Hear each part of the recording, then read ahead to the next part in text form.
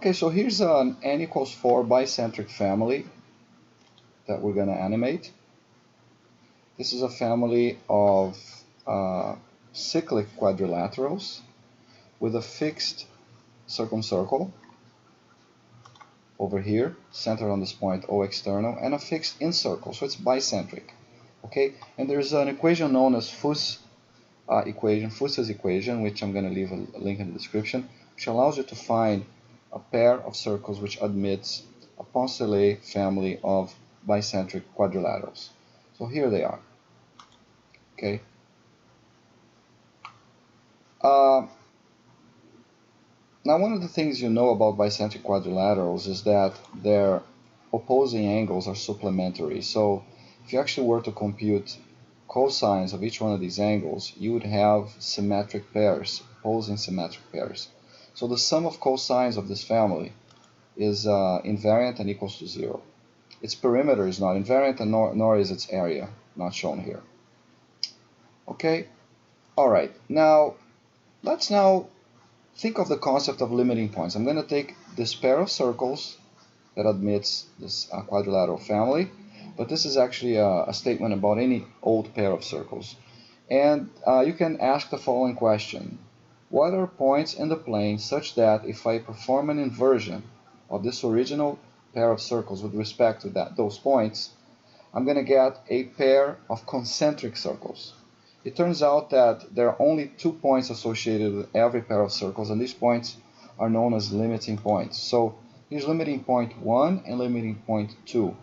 So if I actually perform the inversions of this pair of circles with respect to either one of these 2 points, I would get 2 distinct pairs of circles. So here's a first pair of circles, concentric and centered on C1 prime.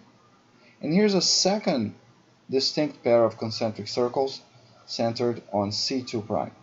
Okay? It turns out that the ratio of these radii is actually the same between the 2 pairs, but that's not germane to this video. I'll leave some more information about limiting points in the description of the video. So let's erase the inversion, the pairs of concentric inverted circles, and I actually want to get to a couple of really neat phenomena this video describes. And they have to do with paddle polygons of the bicentric quadrilaterals with respect to either one of these limiting points. But before I do that, I want to show a well-known phenomenon about the diagonals of bicentric quadrilaterals. These diagonals, they do intersect on one of the limiting points, on L1. Okay, so dynamically, if I animate this family, you can see here that the diagonals do intersect on one of the limiting points. Okay, so let's turn off these diagonals, and let's get to the couple of main statements here. So the first one is, I actually want to drop perpendiculars from L1 onto the sides of my bicentric quadrilateral. So I'm dropping perpendiculars from L1 onto each side. And I want to call the feet of these perpendiculars the vertices of, say, my first inversive or my first paddle polygon. So here's my first paddle polygon, whose vertices lie at the feet of perpendiculars dropped from L1 onto the sides of my bicentric family of quadrilaterals. Okay? A very interesting and curious phenomenon is that this family of paddle polygons has constant perimeter. You can see it here. Its perimeter is constant. Okay? In fact, I'm working on a paper with Professor Pedro Reutemann, Professor Ronaldo Garcia, and myself, in which we're going to prove this very curious fact. And we're using a method based on Jacobi elliptic functions, etc., etc. So this paper is soon to be released onto the archive and ResearchGate over the next couple of weeks. But this is a first phenomenon. It's pretty cool. So here's the... Though the bicentric family does not have invariant perimeter, this first paddle has invariant perimeter. Okay. Now, we can also construct, or we can also draw perpendiculars from L2 onto the sides of the bicentric. And what would these perpendiculars look like? You'd have to imagine that this side here is being extended, and this perpendicular here is actually being dropped onto the extension of this side here. or onto the extension of this side over here, and so forth and so on. Now, a very curious thing happens when you do this. The pedal polygon of the bicentric family with respect to the second limiting point, the one that is external to the two circles, to the incircle and circumcircle, is degenerate. Specifically, its four vertices are collinear. So that's what you get. And that's a pretty nice phenomenon. We can actually ask the question, what curve are these vertices tracing out? And it turns out they're tracing out a limaçon of Pascal. So this is a degenerate zero area polygon with vertices which are all collinear, which sweeps out Pascal limaçon locus. By the way, the first pink polygon, the first petal, also sweeps its own Pascal limaçon, but the difference is that the first petal, so this is this green curve here, sweeps a limaçon, a loopless limaçon, whereas the second petal sweeps a limaçon with a loop. I'm not going to get into the details here, but there's a couple of really nice inversive implications to this. And these two limaçons are tangent, and let's actually clear off some of this mess here, so we can actually just look at the two limaçons. So I'm actually going to turn off the pedal polygons, and I'm going to turn off even the bicentric family. We can only look at the two limaçons. You can see that these limaçons, which correspond to the loci of the vertices of the first petal with respect to L1, is this loopless green limaçon, okay?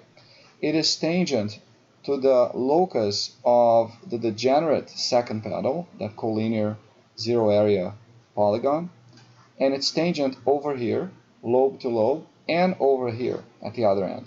So these two limaçons, let's bring the polygons back in. They're tangent on 2 points. The other thing that you verify is if you bring back the original polygons, let's do that. So yeah, so here's the original bicentric family. What you actually realize is that the second petal, the petal with respect to L2, also has invariant perimeter. It's actually being shown over here. So let's animate this, and you'll see that the perimeter of both pedal or limit pedal polygons with respect to L1 over here is constant, this pink polygon, and the perimeter of the second L2 pedal, this degenerate purple thing here, is also constant. How do you measure this perimeter? Well, you go across the perimeter, or you go across the vertices, you go from vertex to vertex, and you count the distances. Okay, so if you count the distances in an order that is compatible with the way you computed the feet of the perpendiculars, the perimeter of this Pascal limaçon inscribed degenerate polygon is also invariant. Because it's a degenerate polygon, all its internal angles are going to be 0. Okay, so if you sum its cosines, the sum of cosines of this object here is invariant and equal to 4. Okay.